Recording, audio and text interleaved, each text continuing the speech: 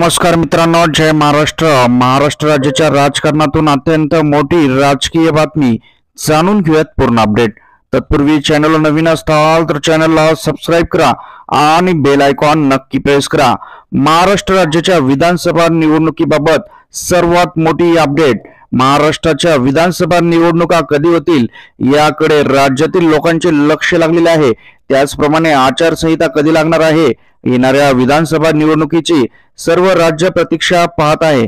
त्यातच एक सर्वात मोठी बातमी समोर येत आहे। महाराष्ट्राच्या आगामी विधानसभा सार्वत्रिक निवडणुकीच्या तयारीचा आढावा घेण्यासाठी केंद्रीय निवडणूक आयोगाचे मुख्य निवडणूक आयुक्त राजीव कुमार तसेच निवडणूक आयुक्त ज्ञानेश कुमार यांनी निवडणूक आयुक्त डॉक्टर सुखबीर सिंह संधू यांच्या शिष्टमंडळाचे आज रात्री 8 वाजता मुंबई विमानतळावर आगमन झाले आहे। त्यामुळे आता राज्यात कधीही निवडणुकींची घोषणा होऊ शकते असे सांगितलेले आहे।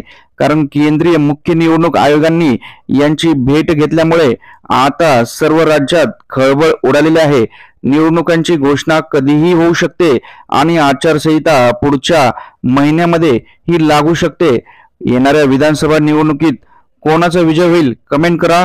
व्हिडिओ आवडल्यास लाईक करा। परत भेटूयात। जय महाराष्ट्र।